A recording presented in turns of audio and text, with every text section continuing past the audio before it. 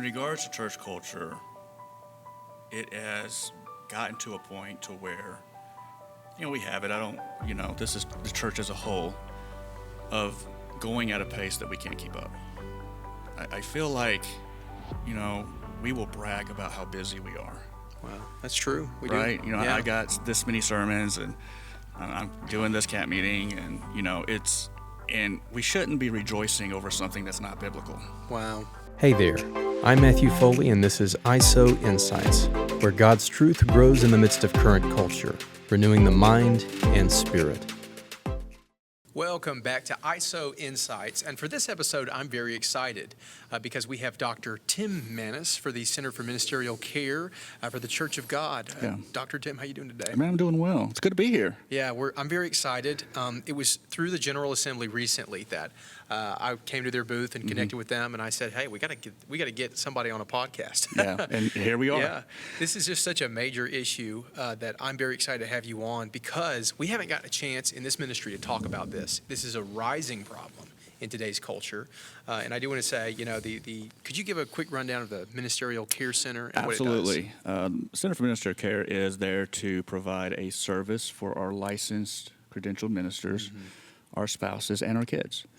We have a lot of different avenues. One avenue that we do have that many of you are aware of is restoration, and we do have a restoration director that does a phenomenal job with that. I don't do anything in regards to restoration, but that's when you've moral failure, have lost your license, and you have to go through a process, either 1 or 2 years. And then we have the area of spirit care, which I am over, and that is to our retired ministers, our widows, and that's a very rewarding ministry, because you are serving the best of the best, and to me, I feel completely, not worthy, right, to serve our pioneers in the faith. But then also, what's really kind of been booming is the pastoral counseling, and since COVID, my counseling cases have increased by probably 500%. Wow. And so we're glad that we're able to establish trust. That's important. Ministers by nature are not very trusting, right? Wow. They've been hurt. They don't feel like they have anybody they can go to, and so they don't. And it's important for them to be able to have a place where they can be open, honest, and be a human being, and not be the pastor, and also the pastor's wife. And I probably have 12 right now active cases of teenagers. Wow. And so trust is so vitally important. But the second thing about that is if they come to you, you have to be able to help them. You hear people say, "I went to counseling and it was okay. They were nice, but it didn't really do anything for me," right? Yeah. And so, you have to be able to come up with a plan of whatever the case may be. They're all different. The prescription's not always the same.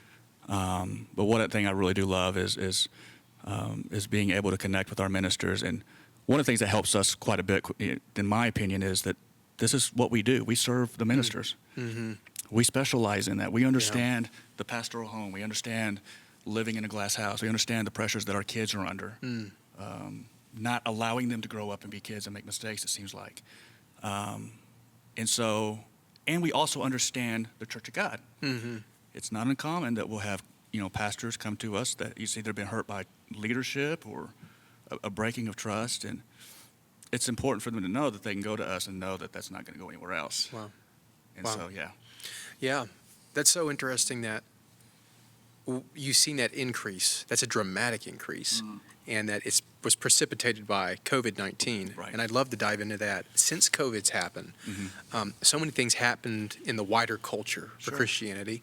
I don't like to go into name names, but it's ubiquitous. Ravi Zacharias, what happened with him, which was very egregious, more than people at first expected. But since then, it seems like one after the other. There's been some kind of an exposure that's occurred, many of which were moral failures. But also, there's been burnout for pastors in general, not because of moral failures, but because of depression, heaviness emotionally.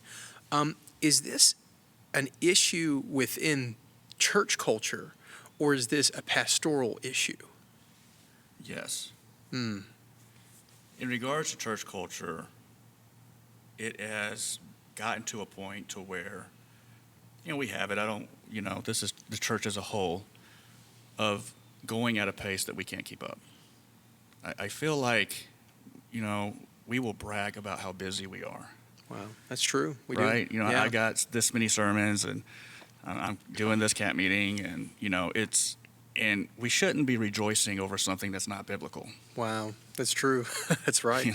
And it sets a model, I think, for our younger ministers that, man, I've got to keep up with that pace, or it makes them feel inadequate because they're thinking, well, I'm not that busy. Yeah. Maybe my calling's not, And so you do have that. So we have a culture, and, you look back through, Jesus's, when he was in ministry, walking this earth, there's a model there. Mm-hmm. Jesus took time to be away with the Father, and Jesus had 12 disciples that he depended on. Now, Jesus, he would have done the job better, no doubt. Yeah, for sure. Pretty confident about that, but he modeled that for us. Yeah. And so the way our body is made, God created our body, right? He's a wonderful creator. And, there's a reason why our ministers are amongst one of, if not the most unhealthy professions in the country. Wow. And it's not even close. Heart disease, all kinds of things because we don't take care of ourselves. Man, I saw a recent post was on, I believe, Instagram. It's probably on TikTok. I think it was on TikTok because that's the new up-and-coming one that's controversial. But there was a minister, and he went to seminary. This is a dude probably in his early 30s, late 20s. He made successful grades in high school, college, studied in divinity. But the reason the post went viral is because the whole point he made is after he went through and he went to seminary and he went into a pastoral role for a few years, and then he quit and became a bartender. Okay. And he had very high grades. I mean, it seemed like he had a path of success. And he didn't leave the faith, is what he claimed. But he said that the demanding role of a pastor was not for him. And the main things that he pointed out were there's no one you can go to just be a human in the church. Right. And the demands are so heavy and you're paid so little compared to it. Absolutely. You're asking yourself, why am I really paying this cost? Yeah. And the people that came in the comments, now I listened to this initially through a guy who was very, he's a Christian YouTuber named Ruslan KD, but he was very sympathetic to a lot of the things he was saying. His take was you need to have other pastors you can go to in a support group. Absolutely. But I thought when I heard that, where was the support within the elders of the church, within that local body? Why should someone have to go to someone over another body to get relief and trust? Yeah, it's a good question. I mean, if you have that kind of connection with people in the local church that you can do that, that's great. Unfortunately, and I've heard of stories where pastors have confided in, and they turned around and told the whole church. Wow. And so you have to use wisdom there. I think it's difficult, sometimes to go to the local church to get that because you are looked at as the pastor. Yeah. You're the leader. You're the spiritual leader. And so, but having someone that you can go to and talk to, someone that you can trust, someone that you can pray with you, and you can help them. This is a mutual, and you mentioned the comment section briefly. Yeah, I mean, the comment section can be brutal. Oh, tearing them apart, saying that means you're not called. That's just a part of being a pastor. There's a lot of experts online that have never pastored before or been, so. Yeah, no mercy. No mercy Ironically, whatsoever. No mercy. I mean, when you don't have any accountability. Yeah, right. That's true. But, And what are the biggest issues that you feel pastors face on a consistent basis? Honestly, I think that's a tough question. I see a lot of burnout. But you could really define burnout in a lot of different ways, and not all burnout is the same. Some of it is just internal expectations, to whereas the expectations aren't so much just through the ministry itself, or no one else putting that expectation on them. Yeah. But internally, they're putting on these really unrealistic expectations that's making them feel like a failure. the pastor who feels like he has to do up each Sunday and keep up that kind of pressure, if you will. It's not sustainable. Wow. And you're talking about, we're talking about moral failure. Here's the thing: when we're dealing with stress, we don't deal with it in a healthy way. We're going to deal with it in a very unhealthy way. Yeah. A positive mood modification, reading scripture, going to the Word, right? Worship, being in community, going to church, having a hobby, something that, you really enjoy doing. Well, there's also negative mood modifications. And so when you're burned out, you're stressed, you're tired, you don't make good judgment. And it's in those kind of moments, and you're probably already isolated and alone as it is. And so we were created to be in community. Why did God create us? Community. And so I think it's important for us to be able to recognize the need for that. But, I see all kinds. Burnout. I see PKs that are disillusioned with the church, upset how mom and dad was treated. Yeah. Very angry. I'm sure. And then, of course, we deal with things with trauma. I mean, severe trauma. And there are times I will, work with another medical doctor or refer them, and we'll continue, doing our counseling ourselves. But you want to do what's in the best interest of the client. If that means sending them to someone that I think would be more beneficial for them, I have no problem doing that, because it's not about me. So, yeah. Do you think the 500% increase from pastoral counseling that you've had was because of COVID specifically, or that COVID pushed people over the edge in something that was already latent? I think it's one of those, I think it can be both to a certain extent. I hate to kind of give out that cop answer, right? COVID didn't help in that regard, or did help, I guess, depending on how you look at it. In 2019, I had a case, and we used to, if you didn't come to Cleveland, we didn't help you. And that's asking a lot, because we serve the whole United States. But it was a couple that I just could not say, we can't help you. It just wasn't something that was in my, it wasn't an option. And so that was when I started first doing online counseling. Wow. And now probably 95% of my cases are online. It allows me to be able to see them see me, connect with them, and be able to walk with them in a very difficult journey. And it's not something that happens in one session.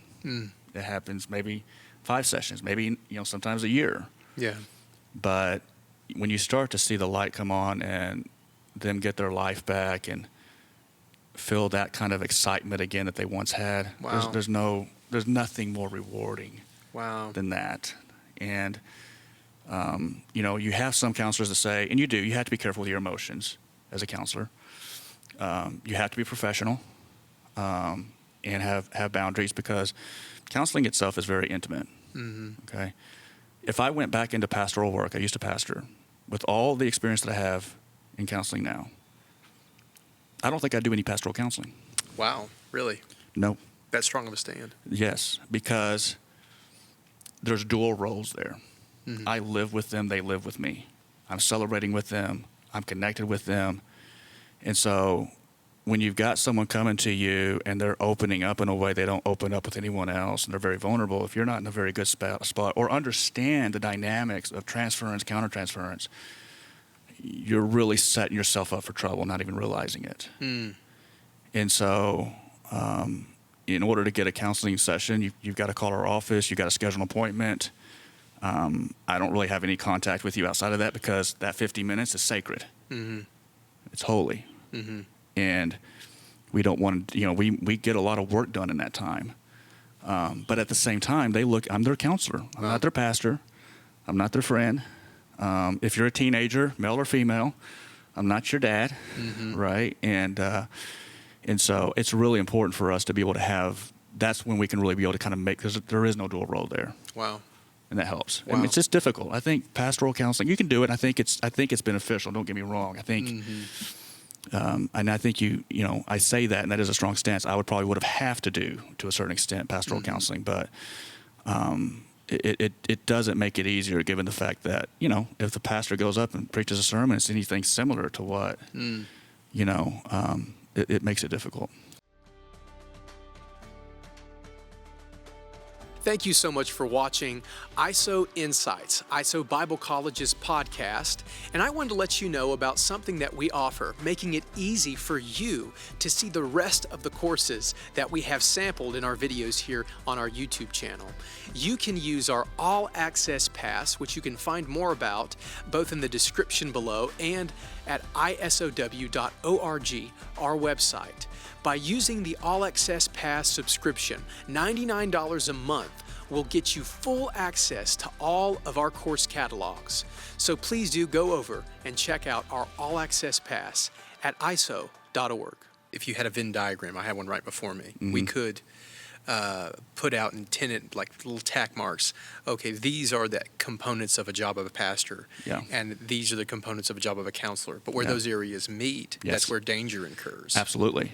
Pastors are very caring, and they want to see you succeed, and they will go above and beyond. Great caregivers, great caregivers, but they're not so great at caring for themselves. Wow. And so they're burned out.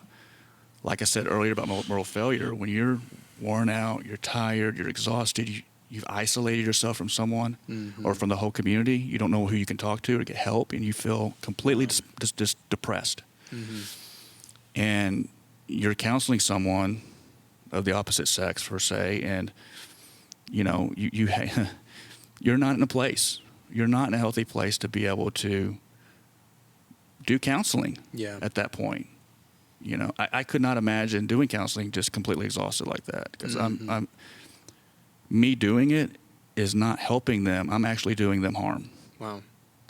If someone's doing surgery on me, open heart surgery, I want them to get a good night's sleep, and I don't want them to be tired. Yeah, that's true. And I also want to say this, like I said, I want them to know what they're doing. Yeah. I want them to be able to have a plan. And one of the things I tell a lot of our clients that come for the first time is, and I don't just say this just to be saying this, but I'll say, I'm glad you called. You've come to the right place. Now, it sounds arrogant. I don't mean for it to be. I say that because they need hope. Absolutely. Yeah. They need to know that they're on a course of healing, and that what they've been through and experienced, while it's awful, we're going to sympathize with that and talk about that. God still has a plan for you. Wow. That's powerful. And so it's, so we do have boundaries, and, but it's, if you're in counseling and you don't care, I mean, we are ministerial care. It's kind of important. It's in our name. And if you can have a session with, I don't know, a 14, 15-year-old teenage girl that spends 6 minutes of that session just bawling and crying and weeping. Says, but you just sit there because she's got to get it out. And that doesn't affect you, you need to go do something else. Yeah. Because it doesn't matter how much you know. If you can't connect with your clients, I mean really connect with them, to make them feel comfortable, to make them feel safe and secure to talk, to know that you're in their corner, I don't care how much you know, right? You're not going to be able to help them. Wow. So, yeah. Wow. That's powerful. And what I'm getting that's resounding from that is pastors carry so many roles that already require so much emotionally. And we have yet to really establish a culture that observes mental health when it comes to work, so that you're right. I mean, we experience things in ministry that we have no idea what it is. So how are we going to be able to help ourselves? I mean, you said different roles. So, so you're doing a baby dedication. Right after that, you have a funeral. Or, and so you have the celebration this morning. It's like up and down, up and down. Yeah. And it's emotional whiplash. Wow. And God made us, we're Pentecostal, let's be honest. God made us to be emotional beings. Yeah. Right? Yeah. So we have no problem talking about joy, peace, all those wonderful, but we don't really talk much about, well, how do we deal with grief? Wow. Or loss or sadness or feelings of depression. And if you're a minister and you feel depressed, it's okay. It doesn't mean you're less spiritual. Mm-hmm. It doesn't mean that you're not called. Mm-hmm. It just means that you, like the rest of us at times, we all need help. And if we ever get to a point, Lord help me, if I ever get to a point in my ministry where I feel like I don't need any help, that's not a good place to be. Yeah. If in Scripture we can find a pattern where ministers of the gospel intentionally created boundaries, which I think we can, actually. Absolutely. Jesus spending time with the disciples or even the apostles early in Acts, assigning deacons service work because they said we have to dedicate ourselves to the Word of God.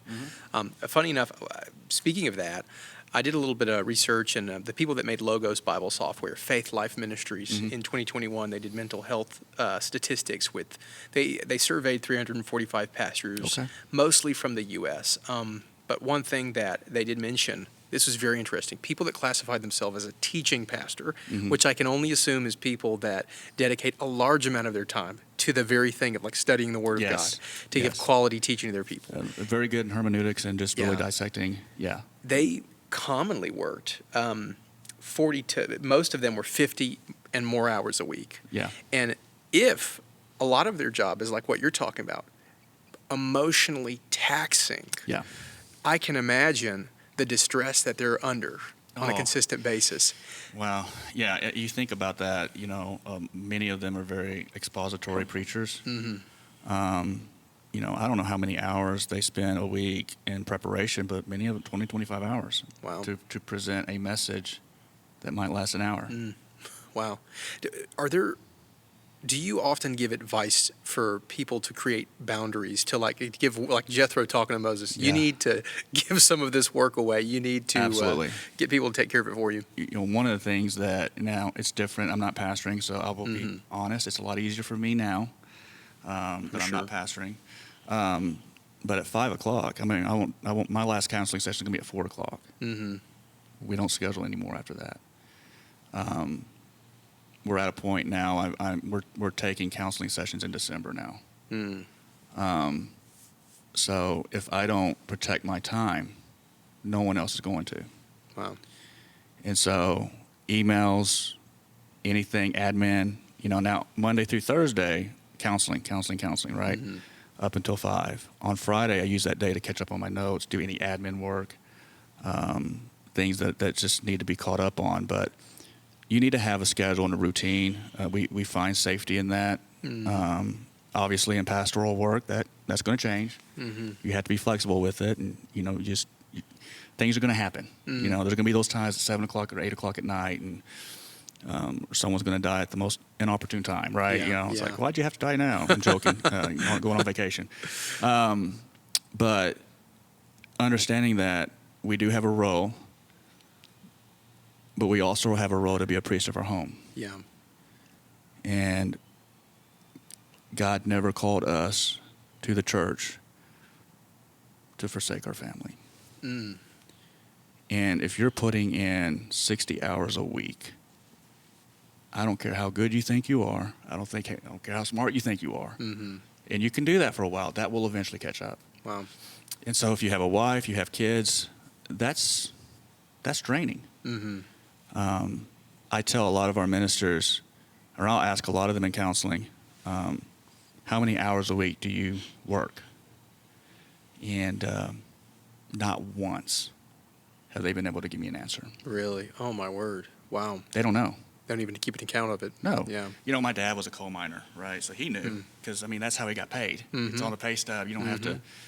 Well, let's say you're working 60 hours a week, but you still have a lot to do, but you don't know how much you're putting into it. You're still going to feel like you've done nothing. And so now you're dealing with emotions like false guilt and feelings of failure and feelings of not being able to do, and like, what is wrong with me, right? And like I said, the greatest currency we have is not finances. It's time. Wow. You don't get it back. Wow. And so I try to use it like I give a suggestion of, because ministry is so different, it's not 9 to 5, to try to measure your time in units. And so, 3.5 hours is 1 unit. Mm-hmm. And if you can get to 12 units, that's 42 hours a week. Now, there's going to be some weeks it's going to be a little more than that. Some weeks it might be a little less. Mm-hmm. But it's really important for us to be able to look at the work that we do and allow ourselves to feel good about it. Wow. I have kind of, heading towards the end, a question that, we'll find out if you're comfortable with it. That's fine. It's nothing specific, but it's a general kind of cultural issue. Yeah. I think this is true with evangelicals in general, but with Pentecostals particularly, growing up as one, I think I can speak into this. With a lot of the culture we have, it's so focused on the Lord returning, coming back. There's this heavy push about every waking moment you have is an opportunity to get somebody saved, to get somebody in the church. I've had some conversations with, all kinds of different people, but one of the recurring things I've seen is that people will mistake that as I have to take energy away from my family, especially ministers. I've got to take that and sacrifice that energy I'm supposed to put towards my family, and God will be pleased because people are going to come into the kingdom. But then years later, their children will turn away from God or be embittered against the church. Could you speak into that? My response to that is, you're not the only one. Mm. If there's someone that needs to be reached for Christ, if you can't do it, I think God is big enough to use someone that will. Mm. I think sometimes we get into this savior mentality, and where we want to kind of sorry about that. You're fine. Hopefully you can edit that out, to where we feel a certain sense of joy, if you will, to kind of come in and kind of save the day. And but I have a hard time thinking that, first of all, I doubt your wife is okay with it, and that's what I doubt with you, or your husband for that matter, depending on which. Like I said, I think we need to be careful and realize that we serve a sovereign God, and that just because we don't see it happening with what we're doing per se, with like that specific instance you're getting at, it doesn't mean that it's not going to happen. Wow. But we have this idea that well, if I'm not the one that does it, then no one's going to do it. And I'm just going to say it, Lord help me. There's a certain sense of arrogance in there. And I think sometimes we use the Holy Spirit as a crutch for us to be able to do what we want to do. Wow. Well, God's called me to do this, or God, okay, is it really that God's called you that? Yeah. Sometimes it can be the attention that we're paid by people. Absolutely. That validation. It is that validation. Yeah. And a lot of that comes from insecurity, and a lot of that comes from, once again, if your church is struggling, or if you're having, let's be honest, I mean, a lot of our ministers, they go week for week, not even getting paid. They're and barely making it. And that's a hard way to live. And so it's one of those things to where I think we need to kind of, the church is important, the local church. There's the local church, and then there's the church, right? It's important. But your family is going to be there long after, hopefully, the local church. Wow. And if it's not, then that's another issue that we but I just think that we need I know it's difficult, and we're getting there. But these feelings of shame, that I'm that I always have to be doing something, or you don't want people to think that you're lazy. It's not a sign of weakness to ask for help. Wow. Even Jesus in the desert had an angel come minister to him. It's true. And I think it's important for us to realize that for us to be the church, can we be open and vulnerable with one another and pray with one another? And I hear what you're saying, soul winning is so important. I get it.